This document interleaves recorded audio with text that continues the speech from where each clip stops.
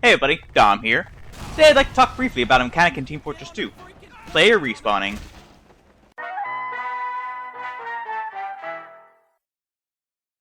Respawning is what it's called when a player dies and comes back to life. As a side note, spawning is what it's called when a player joins a server and selects a class. Respawning is a vital mechanic in Team Fortress 2. It's an important factor in the game's design, and actually has a lot of nuance to it. When a player dies in most game modes, they temporarily become a spectator of the game.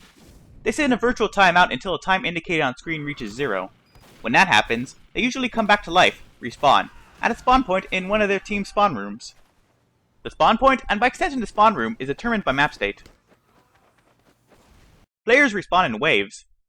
Rather than respawn alone, players respawn together with other players who have died at similar times as them. This is not by choice. On official maps, a wave is usually once every 10 seconds. When a player dies, they are placed in a queue to respawn at the end of the wave after the wave about to respawn, meaning the usual wait time is 10 to 20 seconds to respawn. This 10-second wave interval timer is decreased or increased by what's happening on the map. Normally doing well with map objectives lowers the respawn wave time for the team doing well. As an example, the team that's winning a 5 control point map by owning more control points will have a faster respawn wave time. Doing well doesn't always equal a lower respawn wave timer. Here's King of the Hill Viaduct. This is the input-output logic related to respawn waves. Basically, in this situation, the default value is 6. When one team captures the point, their respawn wave value goes up to 8, and their opponent's goes down to 4. The increase and decrease of these values is probably to hinder one team from dominating an entire round, since the losing team gets the advantage. Another factor in respawn wave times is how many players there are on a server. Respawn wave times scale down when a team has less than 8 players. When a team has 3 or less players, the maximum benefit is reached, and the wave time is the lowest value. That was an explanation of how respawning and respawn times work mechanically. There's still the question of why the system was built like how it is, and what purposes it serves. There are a few sources of information regarding what the developers were intending when they implemented respawning, as it is today in Team Fortress 2. One source of information is from developer commentary on CP Ideally, matches should end in a victory for one team and a loss for the other. Stalemates are essentially a loss for both teams. To avoid stalemates, our map design considers 2 key variables: team respawn times and travel time from the respawn point to the front line.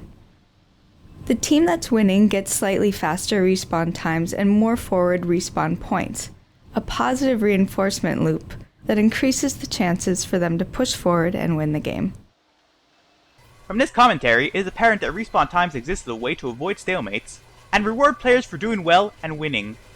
Another source of information on what the developers intended with respawning and respawn times can be found in an official blog post made October 8, 2008.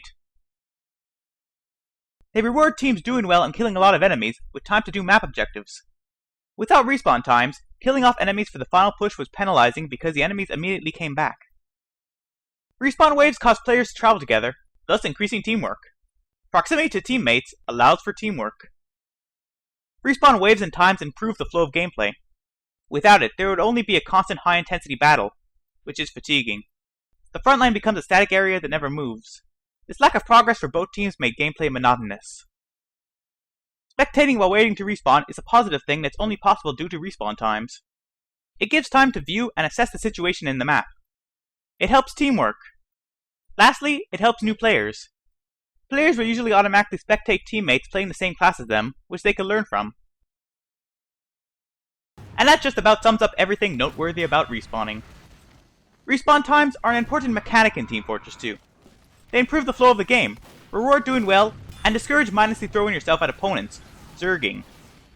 Think twice before joining instant respawn servers.